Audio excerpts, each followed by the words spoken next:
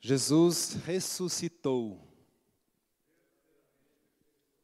Amém. Você crê nessa verdade? Você de fato acredita com todo o teu coração que isso é uma verdade profunda, que isso é algo verdadeiro? Nós falamos, nós lemos, nós conhecemos a história de que Jesus ressuscitou.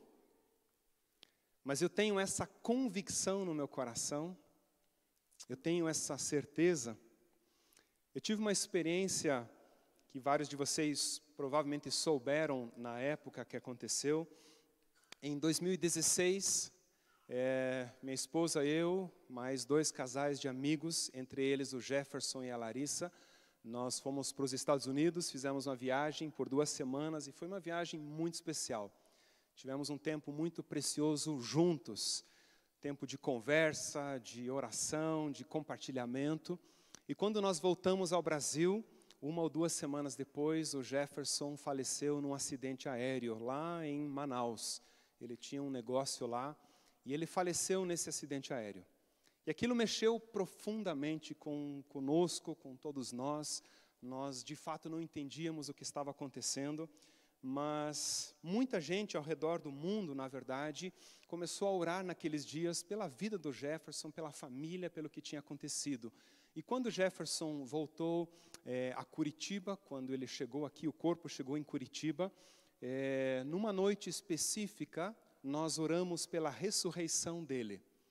Foi um culto que nós celebramos, o velório seria no dia seguinte, e nós estávamos ali reunidos, amigos, pessoas da igreja, e nós começamos a cantar, começamos a louvar a Deus, começamos a exaltá-lo.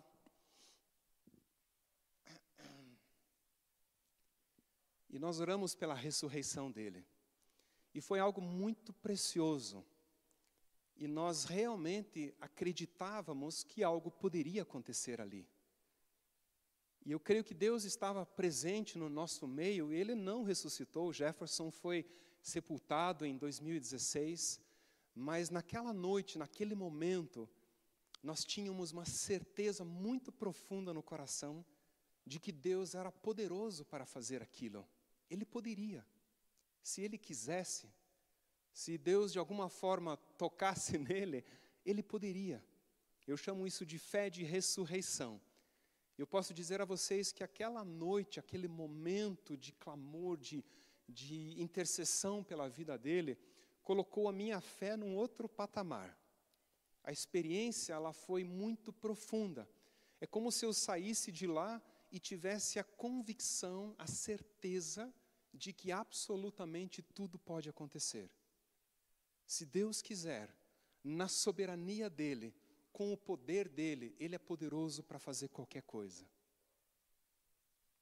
E isso tem fundamento na ressurreição de Cristo. O fato de Cristo ter ressuscitado significa que não apenas os nossos pecados foram perdoados, mas que existe a possibilidade de uma vida nova, de uma vida abundante, de uma vida plena. E crer na ressurreição de Jesus é algo muito, muito importante. Um texto, se não me engano, eu li esse mesmo texto na outra vez que eu ministrei a palavra. Romanos 10:9 diz assim: se com a boca você confessar Jesus como Senhor e em seu coração crer que Deus ressuscitou a Jesus dentre os mortos, você será salvo.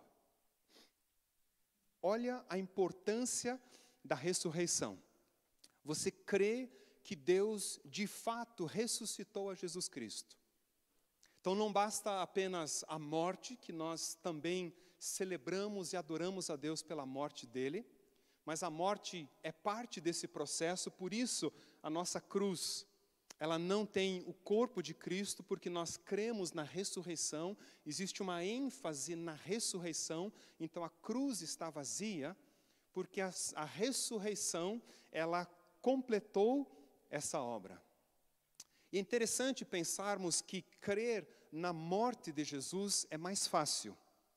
E eu posso dizer a vocês que milhares de pessoas ao redor do mundo, nas mais diversas religiões, elas acreditam num Jesus histórico. Elas acreditam na existência de Jesus. Uma pessoa boa, alguns o consideram um profeta, alguns o consideram um grande líder daquela época. Milhares de pessoas ao redor do mundo creem de fato que Jesus existiu e que, obviamente, ele morreu. Em algum momento, ele morreu. Milhares de pessoas acreditam nisso. Mas nem todas essas milhares de pessoas, por exemplo, elas acreditam que a morte de Jesus, ela foi substitutiva e expiatória. Ou seja, a morte de Cristo teve um significado, um impacto espiritual profundo sobre toda a humanidade.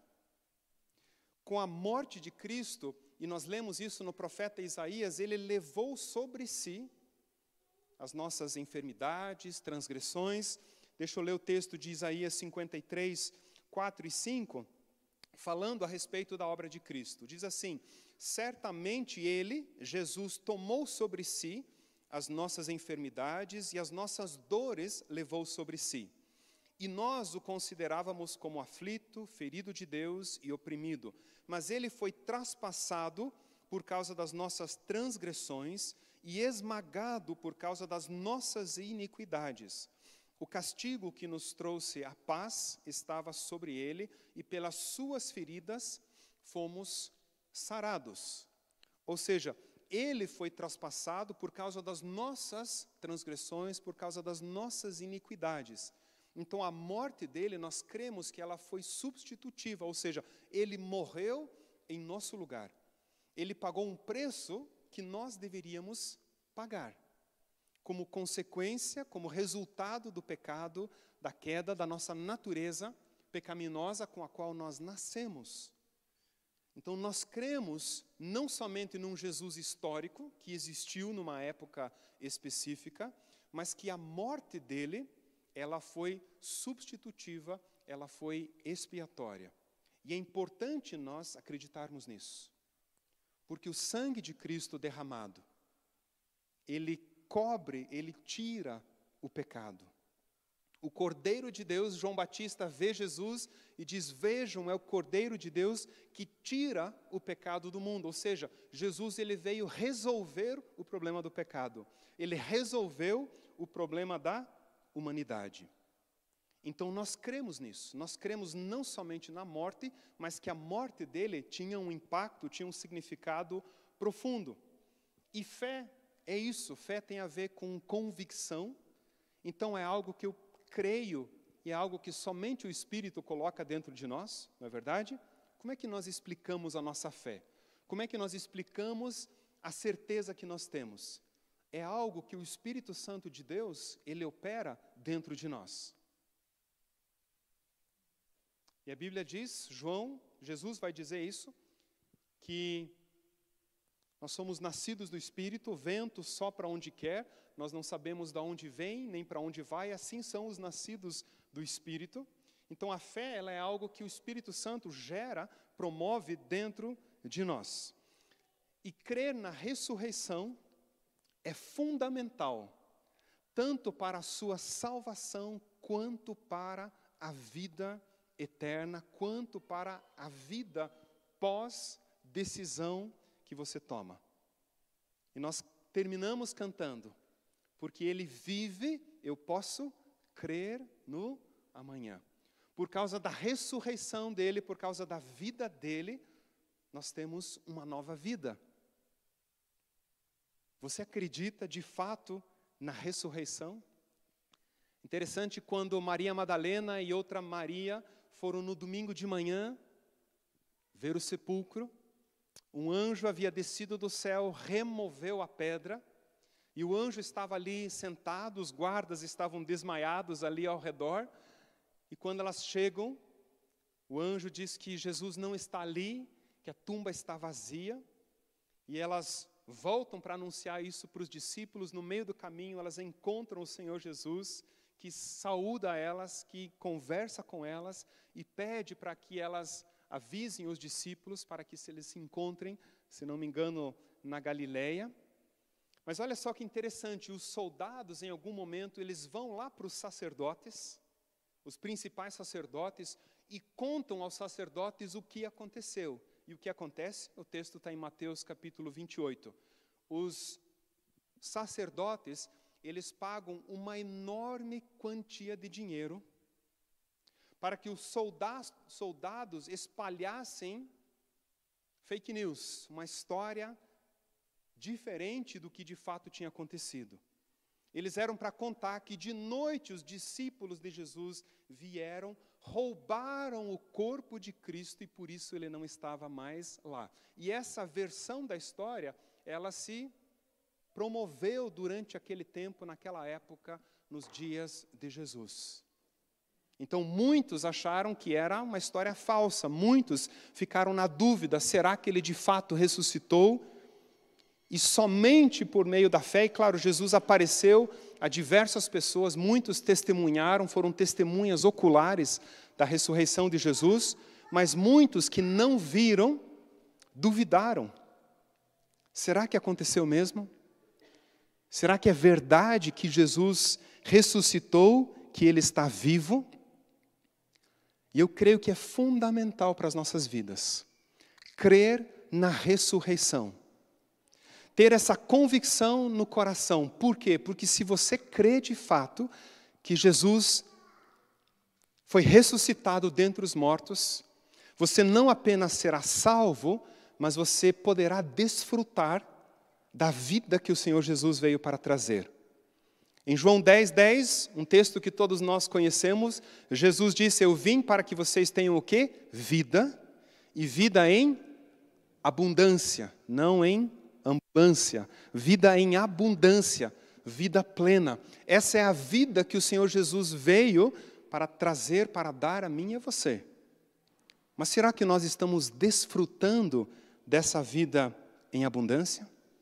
Será que nós cremos de fato na ressurreição? Interessante que na segunda carta aos Coríntios, capítulo 13, no versículo 5, o texto diz assim, Paulo escreve aos Coríntios, examinem-se para ver se vocês realmente estão na fé. Provem a si mesmos, ou não reconhecem que Jesus Cristo está em vocês, a não ser que já tenham sido reprovados.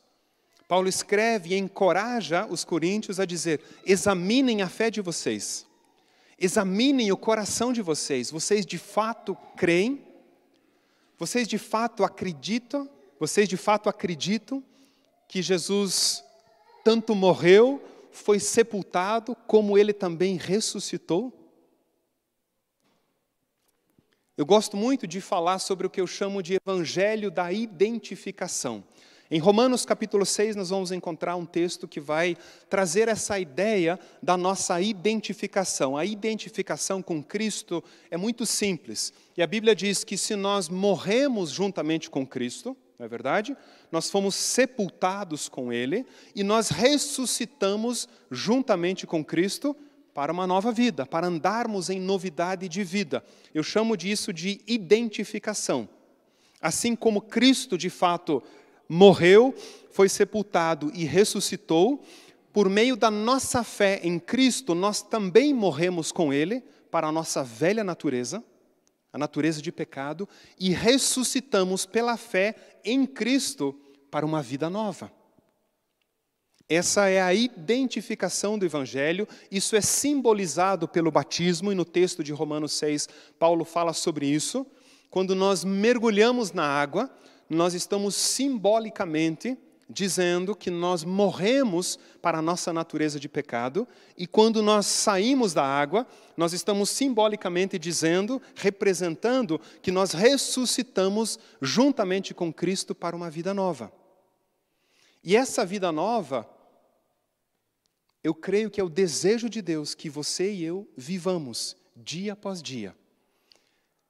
Pergunto a vocês, imagine que você tenha que definir daqui para frente a sua vida dos sonhos. E o título dessa mensagem eu coloquei, A Vida dos Sonhos. Se você tivesse que definir hoje a sua vida dos sonhos, daqui para frente, a vida será como você sempre sonhou, como você sempre imaginou. Como seria essa vida? Como é a sua vida dos sonhos? Talvez você nunca nem compartilhou isso com alguém, com teu irmão, tua irmã, teu marido, tua esposa, teu filho, tua filha. Talvez você, quando deita na cama, você fique imaginando como seria a vida dos sonhos. Como ela seria? E eu fiquei pensando sobre isso. E eu acredito que se nós fizéssemos uma lista, seria uma lista bastante misturada de coisas emocionais, materiais, financeiras, espirituais, sociais. E eu vou pedir que vocês me ajudem. Como seria a vida dos sonhos? Vamos imaginar uma vida dos sonhos aqui entre nós. Como seria? Me ajudem aí.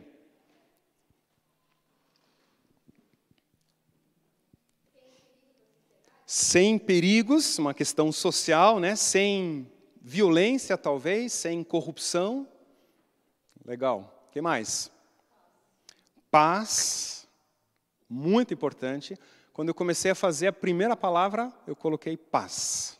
Quando eu fiz a minha lista da vida dos sonhos. Paz é algo tão precioso, tão poderoso, não é verdade? Quando nós temos paz no coração. Gente, como isso é bom. Que mais? Saúde, fundamental, importantíssimo. Dizia um amigo meu, né, nada melhor do que ser rico e ter saúde, né? Então, saúde é muito bom. Os recursos financeiros, já que eu toquei no assunto, né, os recursos financeiros também são bons, também são importantes, né? Alguém imagina uma vida dos sonhos na pobreza aqui ou não? Poucos, né? Talvez algum e outro assim que talvez cogite essa ideia, mas a grande maioria vai imaginar uma vida dos sonhos com riquezas. Que mais? Como é a sua vida dos sonhos a partir dessa Páscoa de 2023? Alegria. Manhã, tarde e noite, né? Com muita alegria o tempo todo. Não é gostoso estar com pessoas alegres? É uma coisa maravilhosa, não é verdade? Pessoas que estão sempre sorrindo, que encaram a vida de forma positiva, isso é muito gostoso. Então, com certeza, a vida dos sonhos teria muita alegria. O que mais? Chimarrão. Com certeza, chimarrão faz parte disso, né? Chimarrão, café. Sem café, diz a Bíblia, é impossível agradar a Deus, né? O que mais teria nessa vida dos sonhos? Boas amizades. Legal, gostei dessa. Muito legal. Relacionamentos de qualidade, não é verdade?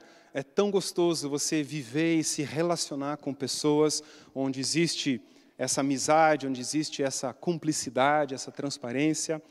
Mais alguma coisa? Amor, fundamental. O amor presente na vida dos sonhos. E o amor envolve muitas coisas, não é verdade? O amor é algo muito profundo, muito poderoso. É tão bom ser amado, não é verdade?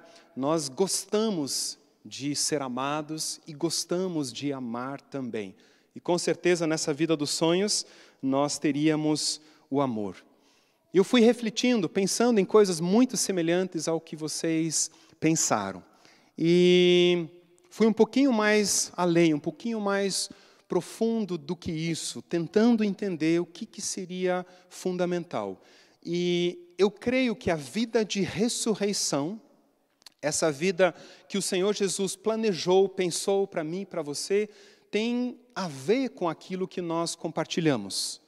Tem a ver com coisas que nós sonhamos, com o que nós desejamos. O que você desejou, o que você está sonhando para a sua vida, não é pecado, não está errado. Aquilo que nós compartilhamos aqui é bom, é gostoso, é genuíno.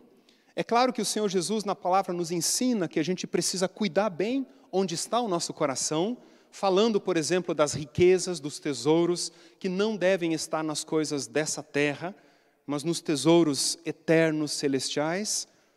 Mas você pode ser abençoado também com as riquezas. E eu pensei em 4 coisas, 4 aspectos que todo ser humano eu creio que deseja profundamente e que tem uma relação com essa nova vida de ressurreição. A primeira delas é a liberdade. Gálatas capítulo 5, Jesus vai dizer assim, Jesus não, Paulo, escreve dizendo que foi para a liberdade que Cristo nos libertou. A obra de Cristo, por meio da sua morte e ressurreição, ela gerou liberdade. Liberdade do pecado, e isso é tão precioso, tão poderoso. Ser livre do pecado não significa apenas que Jesus vai me perdoar sempre, mas significa que eu não estou mais preso ao pecado, que eu não preciso mais me submeter à influência do pecado, embora o pecado continue tentando influenciar. Mas eu posso viver uma vida diferenciada, uma vida nova, porque o pecado já não me domina mais. Então você é livre.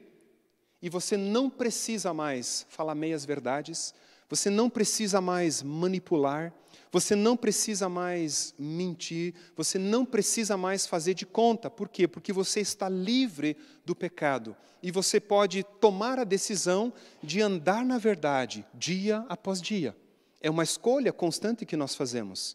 Nós somos tentados, às vezes, a manipular, nós somos tentados às vezes a não falar toda a verdade, mas você não precisa mais andar dessa forma. Por quê? Porque você foi livre do pecado.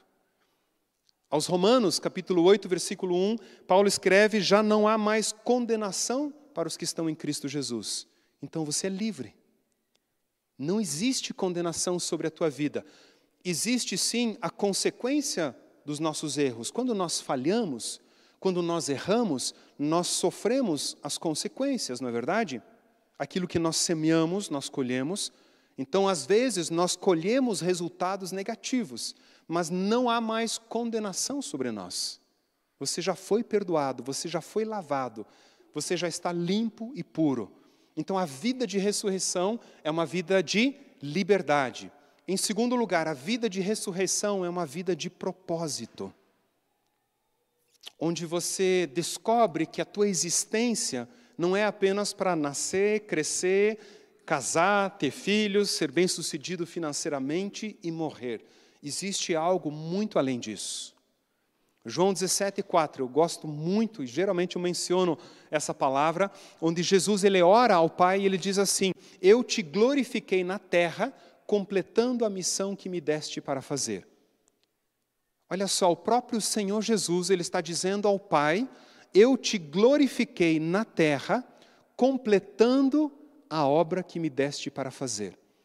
Eu creio que existe uma obra sobre a minha vida, sobre a tua vida, que tem a ver com um chamado, tem a ver com um propósito da nossa existência, que vai muito além do dia a dia, que vai muito além dos nossos negócios, que vai muito além de apenas vivermos bem nessa terra.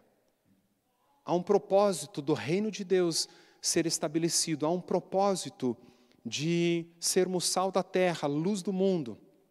E você pode viver esse propósito. Então, a vida de ressurreição, ela nos dá esse propósito. A vida de ressurreição, essa nova vida, ela envolve o que foi compartilhado aqui, que eu chamo de relacionamentos de qualidade. A vida de ressurreição é uma vida de relacionamento de qualidade, que começa na nossa relação com o Pai.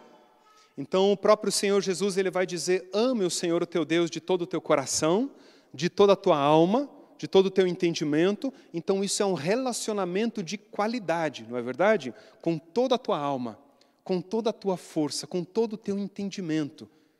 Isso é um relacionamento de qualidade. E você vai amar o próximo como a si mesmo. Então, é relacionamento de qualidade que começa na relação com o Pai, com Deus, e se estende na nossa relação com o próximo. 1 João 4,19, o texto diz que nós amamos porque Ele nos amou primeiro. Então, nós experimentamos o amor de Deus, nós fomos amados por Ele e por isso nós amamos. Por isso nós temos condições de amar incondicionalmente o nosso próximo. Não pela minha força, não pelo que eu sei, mas porque eu experimentei o amor de Deus. Como amar um cidadão de Blumenau que com machadadas tira a vida de crianças? Como amar alguém assim? Como amar um abusador? Como amar pessoas que são injustas, que traem você? Nós não temos essa condição. Nós não somos capazes de amar o próximo dessa forma. Mas quando nós entendemos que nós fomos amados por Deus, incondicionalmente, mesmo merecendo a condenação, mesmo merecendo o castigo, nós fomos amados por Deus. Quando nós entendemos isso, nós somos capazes de amar as outras pessoas também. E eu creio que a vida de ressurreição, essa nova vida em Cristo, ela é essa vida onde nós nos relacionamos com qualidade com as pessoas. E por último, a vida de ressurreição é uma vida eterna. E todos nós desejamos. Eclesiastes, Salomão escreve em Eclesiastes que o homem, que Deus colocou no coração do homem o anseio pela eternidade. Eclesiastes 3:11. Deus colocou no coração do homem o anseio pela eternidade. Nós não lutamos para sobreviver e para viver o máximo de tempo possível? O ser humano, ele batalha, ele luta até onde der. Eu dei uma das dicas na mensagem anterior para viver bastante tempo. Alguém lembra qual que era a dica, não? Comer uma banana por dia, não é verdade? Quem comer uma banana por dia vai viver muito tempo, né? Tem a ver com a história de um senhorzinho. Hoje eu vou dar outra dica para vocês viverem bastante tempo. Respire enquanto puder. Quer viver muito tempo? Respire até onde der. Eu falo isso porque o ser humano, ele luta pela sobrevivência até o último suspiro, até o último respiro. E Deus colocou o desejo do homem, no coração do homem, pela eternidade. E quando nós lemos João 3,16, que Deus ele amou o mundo de tal maneira que Ele deu o Seu Filho unigênito, para que todo aquele que nele crê tenha a vida eterna. O fato de você e eu crermos no Senhor Jesus significa, representa a eternidade na sua vida. Você é um ser eterno. Você viverá para sempre, se você crê na vida de Cristo. Se você crê na ressurreição de Jesus, você viverá para sempre. E talvez você não está muito satisfeito com a vida que você está levando agora, talvez está apanhando um pouquinho, mas eu posso dizer a você, após a morte física, onde nós seremos glorificados, a vida eterna é muito diferente.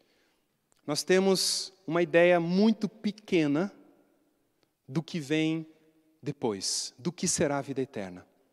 A Bíblia ela nos dá alguns relances, algumas ideias de como será a vida pós-morte.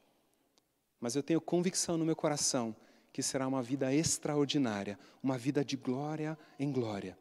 E é pelo fato de nós crermos também na ressurreição de Jesus. Amém? A vida dos sonhos é a vida de ressurreição. A vida dos sonhos é a vida onde você crê na ressurreição de Jesus e você desfruta dessa nova vida. Feche os teus olhos, por gentileza. Pai querido, muito obrigado por essa manhã de louvor, de adoração, de celebração ao Senhor. Nós estamos celebrando a sua ressurreição. Nós estamos celebrando a nova vida em Cristo. Nós estamos celebrando, Pai, a eternidade. Nós estamos celebrando, Pai, algo tão precioso e maravilhoso. E eu creio, Pai, que essa vida de ressurreição é uma vida de liberdade, é uma vida de propósito, é uma vida de relacionamentos de qualidade e é uma vida eterna. E ela está disponível a todos aqueles que creem no Senhor. Eu oro, Pai, pela ação, pela operação do Teu Espírito Santo, no coração de cada um que está aqui, do mais novo ao mais velho, Pai. Que o Teu Espírito Santo possa, com graça, ministrar esses corações, para que essa fé aumente, para que essa fé seja gerada no coração, para que haja, Pai, essa convicção, essa certeza de que a sua morte, sepultamento e ressurreição não foi apenas para contar uma história, mas ela tem um impacto sobre toda a criação, ela tem um impacto sobre toda a humanidade, ela tem um impacto sobre a minha vida, sobre a minha família, sobre tudo aquilo que está nas minhas mãos. Eu oro, Pai, por Tua bênção sobre cada um aqui, para que cresçam na graça e no conhecimento do Senhor Jesus. Eu oro, Pai, em nome de Jesus. Amém.